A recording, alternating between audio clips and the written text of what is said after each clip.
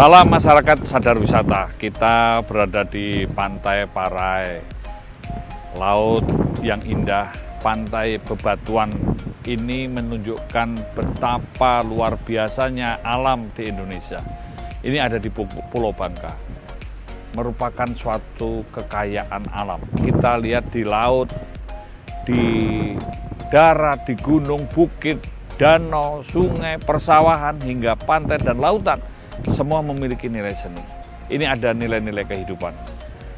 Di alam ini kita membangun masyarakat sadar wisata untuk peka dan peduli akan keindahan alamnya, akan karakter seni budayanya, kehidupan masyarakatnya. Nah, ini kita berada di Kabupaten Bangka, Kota Sungai Liat, di Pantai Parai Tenggiri. Nah, ini bersama Lisda sama Hendra.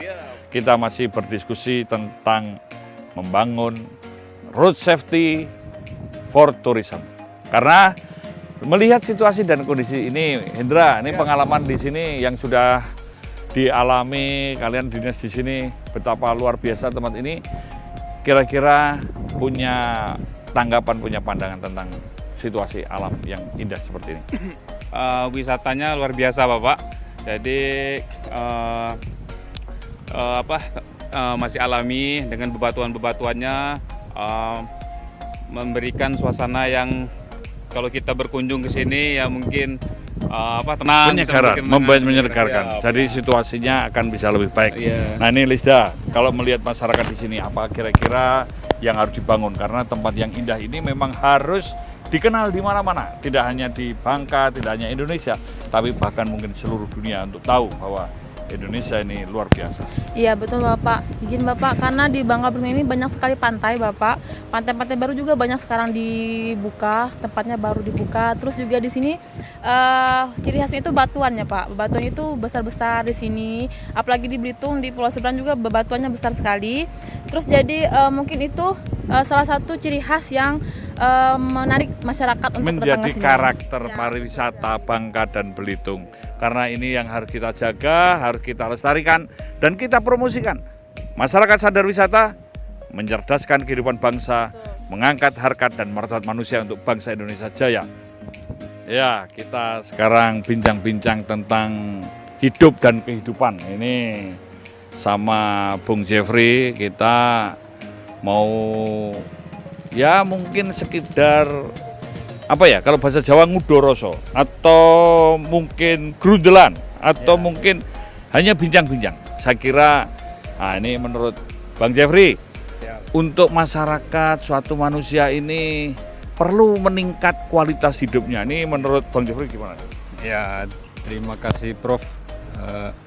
Tentu kita setiap kali bertemu atau berkunjung ke daerah alam begini, refleksinya kan antara apa yang kelihatan dan yang tidak kelihatan.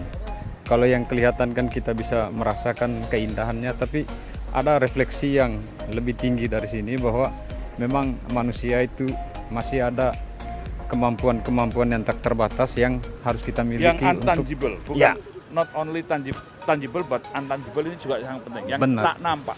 Yang tak nampak itulah nilai-nilai dari jiwa manusia itu bisa peka, bisa menjadi bagian untuk memberikan karakter, menunjukkan kualitasnya, menunjukkan harkat martabatnya. Nih, kalau Bung Jeffrey berpikiran, ya silakan, mau berteori boleh, mau punya pendapat juga nggak apa-apa. Manusia ini harus manusia, atau semakin manusiawinya manusia. Ini sebetulnya untuk yang berkaitan dengan membangun peradaban. Ya, sebenarnya kan memang apapun namanya pembangunan tentu tujuannya adalah untuk memanusiakan manusia. Manusia sebagai subjek dalam pembangunan tidak hanya sekedar objek, tapi juga memang dia menjadi pelaku, karena tujuannya adalah bagaimana peradaban itu dibangun dalam rangka untuk mendorong manusia itu semakin baik, semakin beradab, dan dia mampu menghargai alam ciptaan ini. Jadi konsep kalau dalam istilah filsafat, ekologi itu tidak hanya sekedar kita menikmati alam, indahnya alam, tetapi juga bagaimana kemudian alam yang diberikan oleh yang kuasa itu kemudian bisa membuat manusia itu semakin bersyukur akan apa yang diberikan oleh yang kuasa itu. Menghayati keindahan itu sendiri. Nah ini kita nih kebetulan kalau saya lihat batu, lihat laut, lihat alam begini nih, kalau bincang-bincang tentang manusia dan kemanusiaannya kayaknya wah kita kayak pertapa aja. Tapi ini sebetulnya bukan tempat bertapa. Tapi setidaknya ada sesuatu ice break, memecahkan kejenuhan, kebuntuan, dan kita memerlukan ada suatu harapan, ada suatu pemikiran bahwa perlu di dalam membangun peradaban ini perlu kesadaran. Nah ini gimana kesadaran yang mau dibangun ya? Baik, kalau kita belajar filsafat abad pertengahan itu kan ada Santo Bonaventura ya mengatakan belajar dari Santo Fransiskus Assisi bahwa alam ciptaan itu adalah juga saudara kita.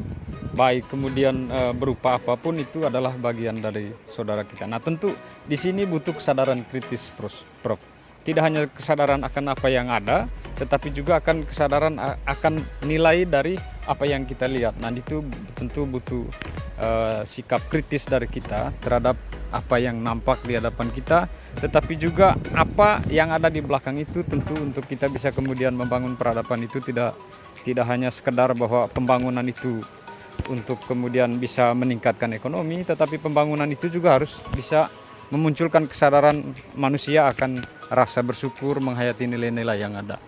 Berarti kita perlu memikirkan yang tangible dan intangible karena kita perlu membangun kesadaran. Orang yang sadar akan bertanggung jawab dan buahnya disiplin. Tadi katakan kalau alam lingkungan ini sebenarnya saudara kita, bagian dari hidup kita. Ekologi ini adalah mungkin kalau bagian dari habitat kita juga. Kita perlu membuat suatu habitus baru. Bagaimana ada sesuatu yang perlu kita pikirkan. Bahwa manusia ini bukan hanya sekedar makan dan hidup, tetapi dia juga perlu untuk komunikasi, perlu melakukan sosialisasi, perlu untuk beradab, mengangkat harkat martabat manusia ini.